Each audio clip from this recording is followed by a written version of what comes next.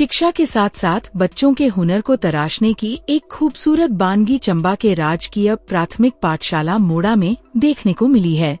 पाठशाला प्रभारी एवं राष्ट्रीय शिक्षक पुरस्कार प्राप्त शिक्षक युद्धवीर टंडन के विशेष प्रयासों और छात्रों के सहयोग से मोड़ा टाइम्स नन्हे उस्ताद बाल समाचार पत्रिका की शुरुआत की गई है। आज जिला मुख्यालय में उपायुक्त चंबा मुकेश रेपस्वाल ने इस अनूठी मासिक पत्रिका के तीसरे अंक का विमोचन किया और स्कूल व बच्चों के इस प्रयास की जमकर सराहना की। यह पत्रिका पूरी तरह से बच्चों की अपनी दुनिया और उनकी सोच को समर्पित है।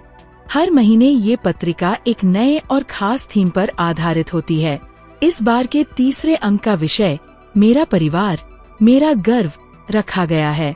जिसमें बच्चों ने अपने दादा दादी, माता पिता और परिवार के प्रति अपनी भावनाओं को कविताओं,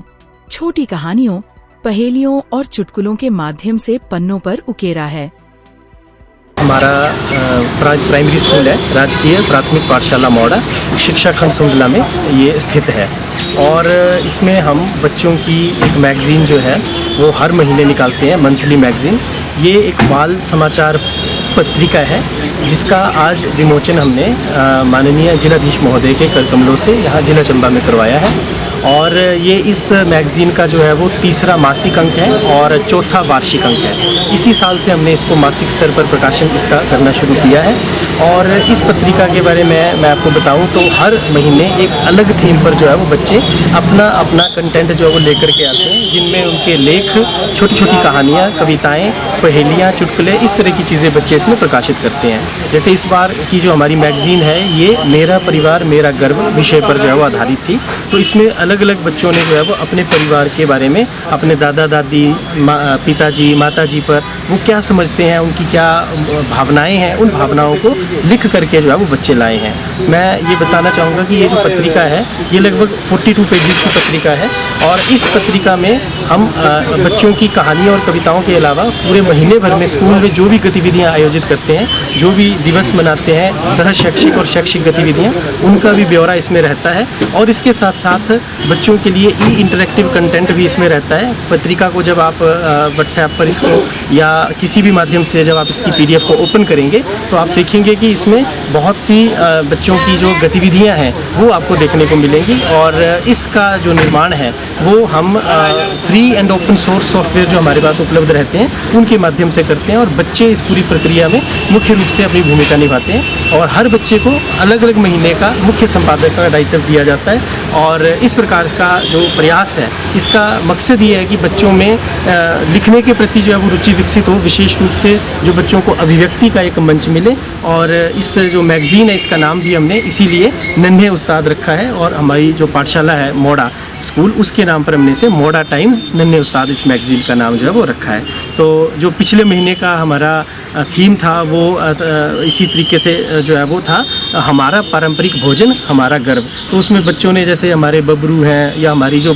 ग्रामीण अंचल में जो पकवान बनाए जाते हैं जैसे चिरोड़ी है या मान लीजिए अचबरू है या ऐसे ऐसे पकवान जो अब विलुप्ति की कगार पे हैं या बहुत कम उनका सिर्फ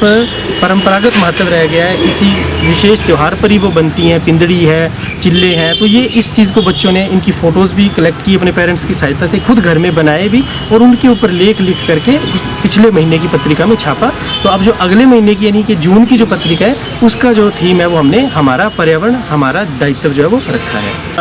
पत्रिका जो है वो इससे पहले मैं जिस पाठशाला में था उस पाठशाला से इस पत्रिका की शुरुआत की थी। उस पाठशाला में लगभग 8 अंक इसके जो है वो प्रकाशित किए। लगभग 6 वर्षों तक उस पाठशाला में मैंने कार्य किया